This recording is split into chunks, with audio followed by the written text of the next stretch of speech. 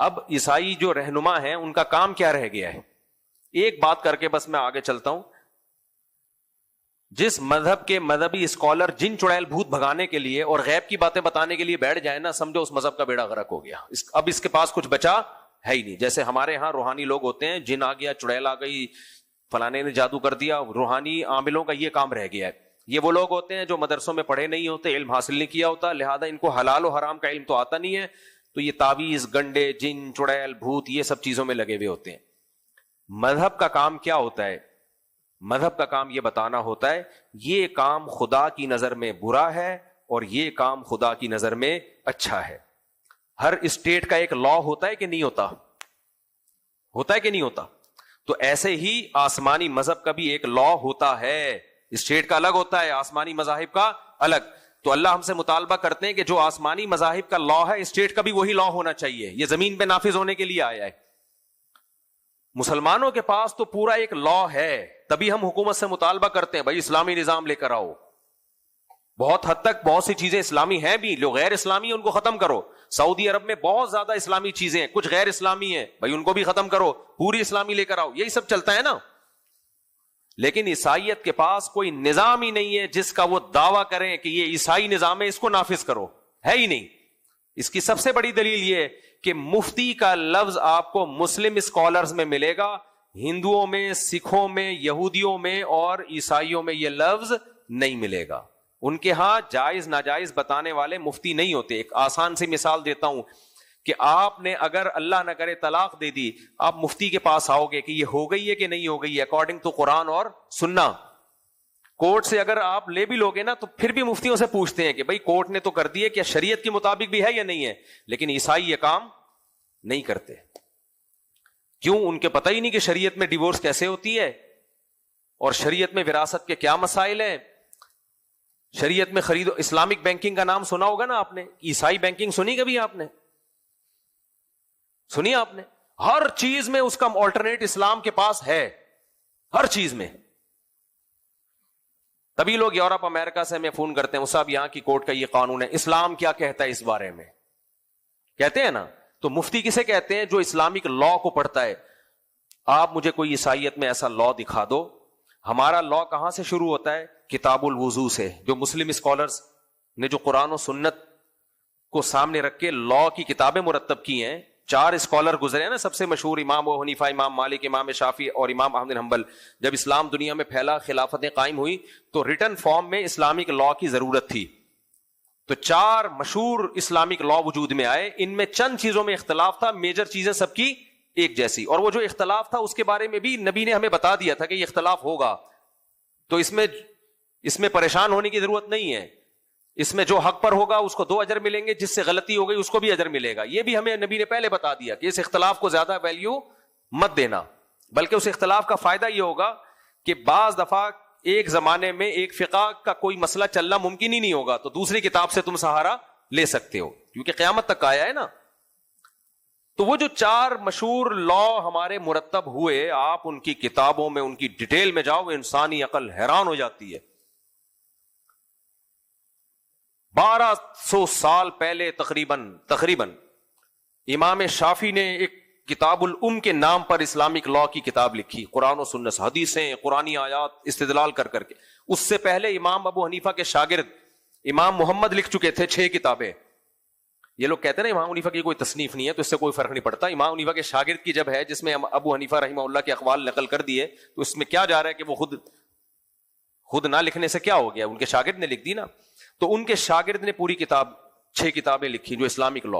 وہ کہاں سے شروع ہوتے ہیں؟ پھر امام مالک کی کتابیں ہیں، امام احمد ابن حنبل کی کتابیں ہیں. تو یہ صرف لکھی نہیں گئی، ہزاروں، صدیوں، 1000 سال سے زیادہ یہ دنیا میں راج کیا ان کتابوں نے.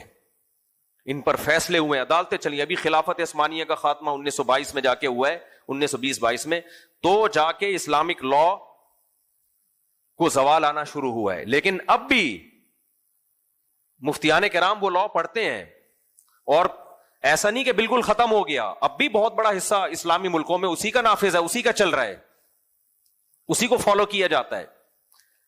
لیکن کیا عیسائیت میں ہے؟ اور وہ لا آپ دیکھو، کتاب الوضو سے شروع ہوتا ہے. طہارت کے احکام، پاک کیسے کیا اپنے آپ کو کیا جائے گا، پھر اذان ہے، پھر نماز ہے، پھر زکوٰۃ ہے، پھر زکوٰۃ کے ڈیپ میں جا کے احکام، پھر روزہ ہے، پھر حج ہے، پھر ریاستی قانون ہے، کتاب الحدود ہے، سزاؤں کا باب الگ ہے، حدود کا باب الگ ہے، تعزیر کا باب الگ ہے، پھر عدالتی قوانین کا باب چیپٹر الگ ہے. اتنی فقہ کی کتابیں آپ لے کر آتے ہو نا اسلامی قانون کی، کبھی آپ آؤ جامعۃ الرشید خوشبو لگا کے تو میں آپ کو دکھاؤں، یہاں سے یہاں تک ان کی جلدیں ہوتی ہیں، بال سفید ہو جاتے ہیں مفتیوں کے وہ پڑھ پڑھ کے. ایسے نہیں بن جاتے مفتی بیٹھے بیٹھے ٹیشن پڑھا، ایک چینل بنایا، چل بھائی پھینکتا رہے بیٹھ کے. تو اتنی بڑی بڑی کتابیں، پوری پوری زندگیاں گزر جاتی ہیں. یہ روحانی علاج کے ٹوٹکے تھوڑی لکھے ہوتے ہیں ان کتابوں میں، اسلامی لا لکھا ہوتا ہے، قانون لکھا ہوتا ہے. تبھی مفتیوں کے پاس ہر مسئلے کا جواب ہوتا ہے. لوگ مجھے کہتے ہیں مفتی صاحب، میں نے جب یہ اپنا چینل بنایا نا آسک مفتی طارق مسعود، یہ 5-6 سال پہلے بنایا تھا، تو جو ایم سی این والے تھے وہ میرے پاس آئے، کہنے لگے اتنے مسائل لوگ آپ سے پوچھیں گے کہ آپ ہر ہفتے 40-40 منٹ کے 2 ایپیسوڈ ریکارڈ کروا دو، اتنی دنیا سے لوگ سوالات پوچھیں گے، اور وہ سوال بھی اسلام سے متعلق کہ یہ جائز ہے یا ناجائز ہے، یہ حلال ہے یا حرام ہے، ایسا کر لیا تو کیا سزا ہے، ایسا کیا تو کیا اس کا کفارہ ہے، وغیرہ وغیرہ، جو پورے اسلامک لا ہوتے ہیں. اس نے کہا یہ چلے گا کیسے، اتنے سوالات آئیں گے. میں نے کہا میرے بھائی اتنے آئیں گے نا کہ اگر میں یہ روزانہ بھی 2-2 گھنٹے ریکارڈ کرواؤں پورے نہیں ہوں گے. آپ دیکھ لو میرا چینل چل رہا ہے، لوگ کہتے ہیں 3-3 4-4 مہینے بعد ہمیں جواب ملتا ہے، اور ابھی بھی سوالات کی اتنی بھرمار ہے کہ آپ کی سوچ ہوگی، سمیٹنا نمٹانا مشکل ہو رہا ہے. اس لیے ہم ایک دارالفتہ بھی بنا رہے ہیں. اب بڑے بڑے مدارس میں مسائل کا دارالفتہ ہوتا ہے نا، مسائل آتے ہیں، تو ہم نے بھی سوچا بھی پورا ادارہ بنا دوں میں اس کو. تو کیا اس میں جن چڑیل بھول بھگانے کے سوالات ہوتے ہیں، گنجے کے سر پہ بال کیسے آ جائیں. آج مذہبی رہنماؤں کا یہی کام ہے، اس کی بیوی بھاگ گئی وہ کیسے واپس آئے گی، وہ بیمار ہے تو کیسے ٹھیک ہوگا. اس میں ہم کیا کہتے ہیں، یہ ڈاکٹروں کا شعبہ ہے، یہ مفتیوں کا شعبہ نہیں ہے. بیوی بھاگ گئی کیسے آئے گی، یہ ڈاکٹروں کا نہیں، وہ گنجے کے سر پہ بال والا بھاگ گئی کیسے آئے گی، تو کسی کا بھی شعبہ نہیں ہے. تو یہ تو موٹیویشنل اسپیکر آپ کو ہو سکتا ہے کچھ بتا دیں. مذہب کا شعبہ کیا ہے، حلال و حرام، جائز ناجائز. تو جیسے وکیل بڑی بڑی کتابیں پڑھتے ہیں نا قانون کی، بال سفید ہو جاتے ہیں پھر بڑا وکیل بنتا ہے، اس سے زیادہ کتابیں مفتی کو پڑھنی پڑتی ہیں پھر وہ صحیح مفتی بنتا ہے. تو یہ عیسائیت میں کہاں ہے میرے بھائی، کہاں ہے میرے بھائی. میں نے ایک عیسائی پادری سے سوال پوچھا تھا، بتاؤ باپ مر جائے تو اولاد کا کس کا وراثت میں کتنا حصہ ہے، بیوہ کا کتنا حصہ ہے. وہ جواب نہیں دے سکے. انہوں نے مجھے امریکہ لا پیش کرنا شروع کر دیا. میں نے کہا تو امریکہ قانون ہے، انسانوں کا بنایا ہوا. آسمانی قانون کیا ہے، خدائی قانون کیا ہے. تو نہیں ہے. تو اس لیے اللہ نے اسلام کے مقابلے میں بھائی کسی مذہب کو پنپنے ہی نہیں دیا ہے، تاکہ یقین آ جائے کہ محمد صلی اللہ علیہ وسلم ہی اللہ کے پیغمبر ہیں، اور وہ عیسیٰ علیہ الصلوۃ والسلام ہی کی تعلیمات کو انہوں نے زندہ کیا ہے، کوئی نیا مذہب لے کے نہیں آئے. ہاں فروعی چیزوں میں اختلاف ہے، کچھ زمانے کے لحاظ سے کچھ مسائل چینج کیے گئے ہیں. وہ تو حضرت عیسیٰ نے بھی حضرت موسیٰ کی شریعت میں کچھ چیزوں میں تبدیلی کی تھی. وہ تو جب نیا پیغمبر آتا ہے تو پرانے پیغمبر کی تعلیمات میں کچھ چینجنگ ہوتی ہے، بیسک وہی ہے. تبھی نبی صلی اللہ علیہ وسلم کی صحیح بخاری کی حدیث ہے، قرب قیامت میں عیسیٰ علیہ السلام نازل ہوں گے تو کس کی شریعت کو فالو کریں گے، اسلام کو فالو کریں گے. تو اور قرآن کے الفاظ ہیں کہ اس وقت تمام اہل کتاب عیسائی مسلمان ہو جائیں گے. قرآن کی ایک آیت کی تفسیر حضرت ابو ہریرہ سے یہی منقول ہے. تو اس وقت تو آپ مسلمان ہو ہی جاؤ گے، تو بہتر نہیں ہے اب ہو جاؤ، اس وقت تو ہو ہی جاؤ گے سب. جب حضرت عیسیٰ خود آ کے گواہی دیں گے بھائی محمد صلی اللہ علیہ وسلم سچے پیغمبر ہیں اور اسلام برحق ہے، میں بھی اسی کو فالو کر رہا ہوں، تو پھر تو عیسائیوں کے پاس کوئی آپشن ہوگا ہی نہیں. اور یہ چیز بھی عیسائیت میں اور اسلام میں مشترک ہے.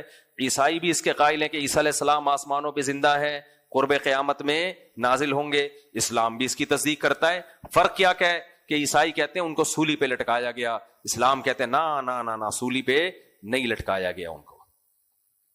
لیکن اس میں دونوں مشترک ہیں. عیسائی بھی کہتے ہیں حضرت عیسیٰ آسمانوں پہ زندہ قرب قیامت میں نازل ہوں گے، اور مسلمان بھی کہتے ہیں. لیکن اسلام کہتا ہے وہ قرب قیامت میں نازل ہو کر اسلام کو فالو کریں گے. کس کو فالو کریں گے؟ اسلام. تبھی میں لوگوں سے ایک بات کہتا ہوں، حضرت عیسیٰ بھی 4 شادیاں کریں گے.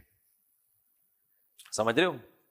یہ ہو نہیں سکتا کہ محمد صلی اللہ علیہ وسلم، آپ کتنی بھی عیسائیوں کی کتابیں دیکھ لو، پچھلے پیغمبروں میں شاید صرف ایک زکریا علیہ السلام ہے اور ایک آدم علیہ السلام ہے جن کی ایک بیوی تھی. باقی تو ہر پیغمبر کی ہمیں بہت ساری بیویاں ملتی ہیں. تو یہ کیسے ممکن ہے کہ عیسیٰ علیہ السلام بغیر نکاح کیا آسمانوں پہ چلے گئے اور اللہ نے آپ کا نکاح کرایا ہی نہیں اسی وجہ سے؟ اللہ کو پتا تھا آئیں گے تو پھر ہوں گی ان کی صحیح، ان کے کثرت سے نکاح ہوں گے. تو یہ سب چیزیں کامن ہیں. تو اسی وجہ سے قرآن نے عیسائیوں کی صورت میں ایک تعریف بھی کی ہے.